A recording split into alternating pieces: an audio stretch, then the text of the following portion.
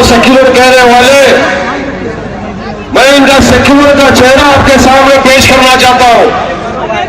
महाराष्ट्र की असेंबली में एक वाकया हुआ जहां पर मुझसे एक बीजेपी के आमदार ने यह कहा कि अगर तुमको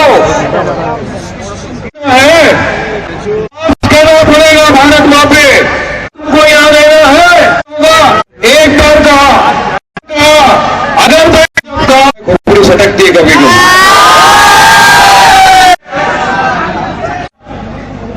समाजवादी और कांग्रेस वाले थे भाई।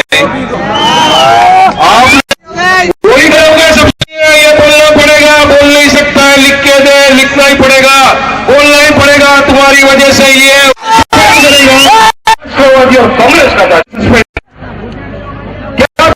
मेरा कसूर ये था कि मेरा कसूर ये बोलता हूं और क्या ये मेरा कसूर था?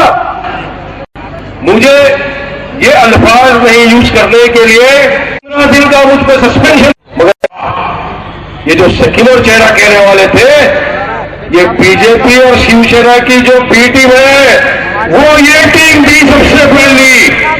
मैंने नहीं, पूरे देश ने देखा इस बात को।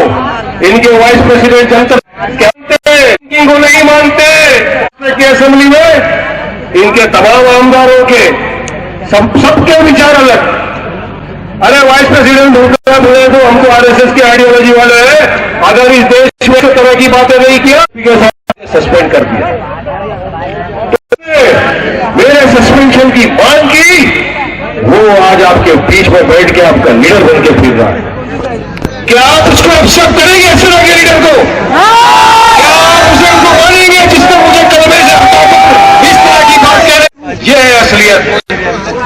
इसलिए जो मैं कहता हूं कि मुमरा को बदलना पड़ेगा।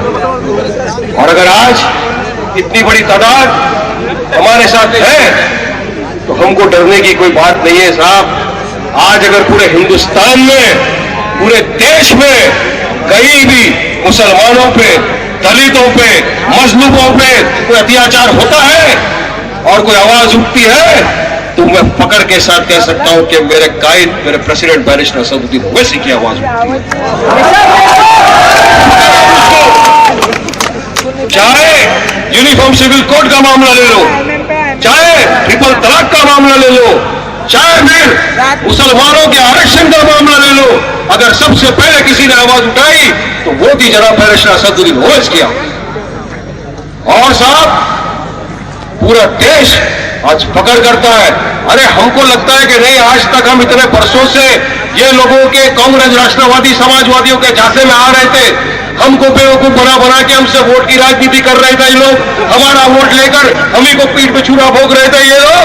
मगर आज इनको समझ में आ गया कि मजलिस इत्तेहादुल मुस्लिमीन एक पार्टी ऐसी आ गई है जो हमारे वोट का बेमिसाल इस्तेमाल नहीं करेगी, हमारा वोट बेफजूल नहीं जाएगा, क्योंकि ये वो एक जमात है जो बात करती है सबके विकास की, सबके डेवलपमेंट की।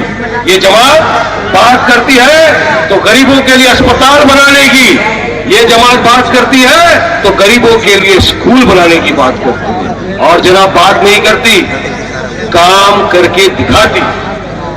आप हैदराबाद में देख लो, तेलंगाना में आज भी कितनी सारी ओवेसी हॉस्पिटल्स है, ओवेसी स्कूल्स है, डिग्री कॉलेजेस है।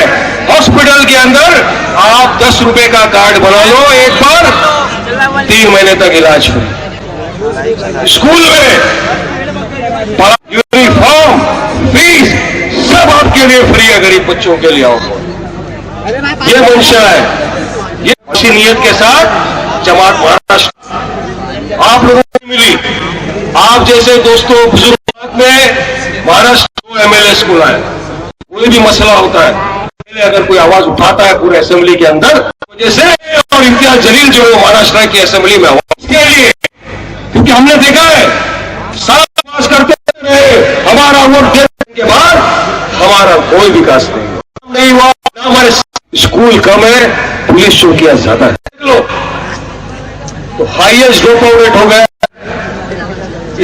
हम सरकार निकम्मे निकली, इसलिए हमारे चाहता हूं कांग्रेसियों से, राष्ट्रवादियों से, फिर आप साल वजह थी कि 1.5 साल तक उसने उस रिपोर्ट और मुसलमानों को जाते जाते चुनाव के 2 महीने को जब लगी तो उन्होंने उस वक्त मुसलमानों को एजुकेशन 14 रिजर्वेशन दे दिया भाई साहब। वो भी किया हमको सकता। अगर ये लोग काम करते ईमानदारी से, ऐसा सरकार तुम्हारा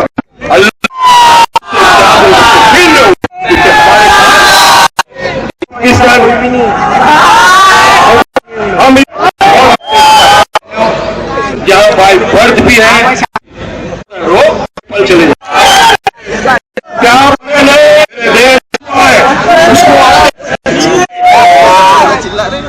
दोस्तों बुजुर्गों जिनको सुनना मेरे भाइयों, आज जब हम सबको कल में इत्तेहाद तो किसी की हिम्मत नहीं हो हमारे बीच में आने की, ऐसा पावर कर भी हमको अलग नहीं कर सके। इनके इनको